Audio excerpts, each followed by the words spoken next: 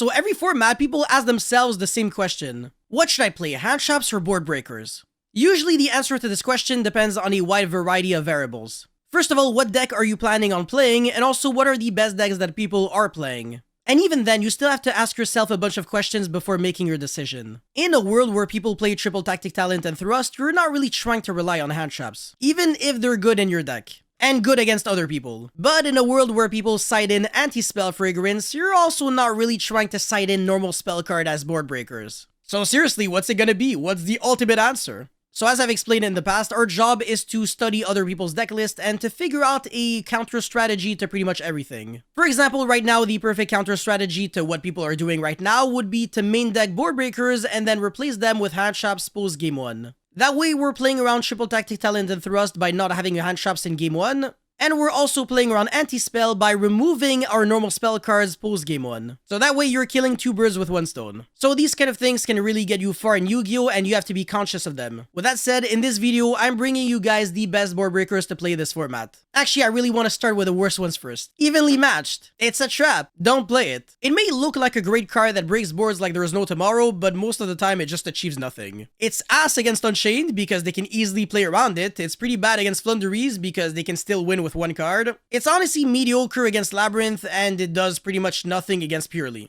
Just forget about it, it's not worth it. Super Poly is yet another overrated card, at least right now. Even if you have all the Super Poly targets in your extra deck, most of the time when you use this card, you're gonna have to use like one of your own monsters as a material. And that completely defeats the purpose of the card being a board breaker. Like, bruv, you're using 3 cards to make your opponent lose 1 card. Like, really, bro? So yeah, again, the card is broken, just not right now. And even though Dark Ruler used to be insane, it kinda sucks right now. Not being able to deal damage isn't the end of the world. The real problem is the fact that people are really playing a lot on your own turn now. Like, think about it. Unchained can summon a bunch of monsters on your turn, Tearlaman, same thing, and even Flunderies. And let's not even talk about Purely because their boss monster is unaffected by card effects anyways. So yeah, forget about it. Oh, and same for Forbidden Droplet because it's just like a more expensive version of Dark Ruler. Like, it literally does the same thing, but you have to get rid of like 2 to 3 cards. It's usually not really good, although I will say that it got way better because of the fact that Kashtira is no longer around. Because under Shifter or Rise Art, you cannot use Forbidden Droplet. You have to send to the graveyard as a cost. Anyways, now let's get into nasty category. Ultimate Slayer just got way better. Oh, and by the way, I am planning on making a full video just on this card, so stay tuned. This card allows you to break boards while also sending a monster from your extra deck to the graveyard, which can be really nice for you.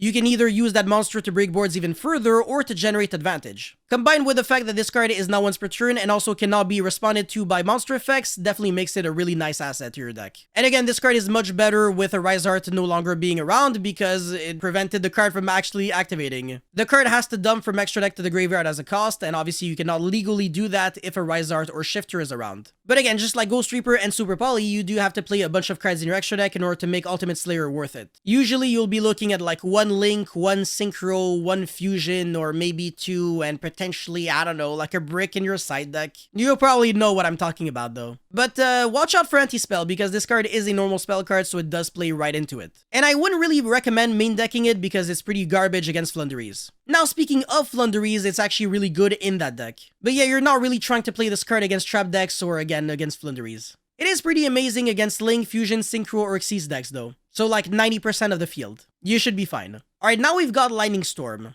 Yet another normal spell card, but this card's quite good. So when you're trying to destroy back row, this card is pretty much almost just as good as Harpy's Feather Duster. The cool thing about this card though is that it's really good against Flunderies because if you want to, you can also destroy all your opponent's attack position monsters. And the reason why I said that it's good against Flunderies is because all they do is normal summon and they can't normal summon in defense, so they're always playing into Lightning Storm. So against them, it's basically a full Regeki. Just having the choice of either destroying your opponent's monsters or spells and traps is really nice. Because of that, this is the kind of 2-of you will be side decking very often.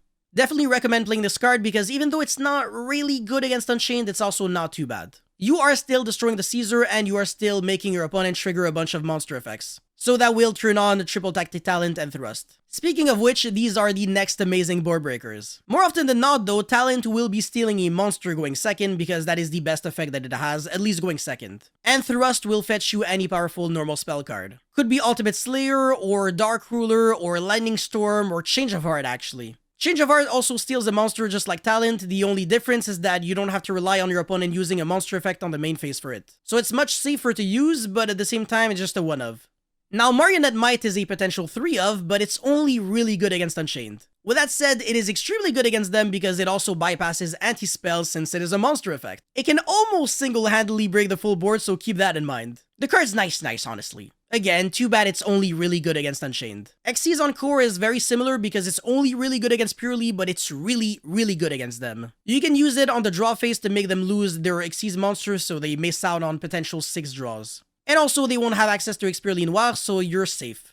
And also, Xyz Encore can help you dodge cards like Abyss Dweller because you can shotgun on draw phase before they get to use the effect. And even if they have Solemn Judgment, they still cannot negate Xyz Encore. Like, historically speaking, Xyz Encore was pretty much one of the only outs to Rongo Bongo, so that goes to show that this card is really nice. Now, finally, if your normal summon doesn't matter too much to you, try to consider Lava Golem. It's a safer version of Sphere mode, but at the same time, it's also much more explosive than Kaiju's. The card is not once per turn, but do again keep in mind that it does make you skip your normal summon or set if you special summon Lava Golem this turn. It's also pretty nice to bounce back to hand and then use it again. The ultimate disrespect. Anyways, there are definitely other board breakers out there, but these are the most relevant ones for this format. You don't need billions of options to be the meta, only the best ones. With that being said, that's all I had for this video, so guys, thank you so much for watching. Don't forget to like and subscribe, and I'll see you guys very soon. Peace.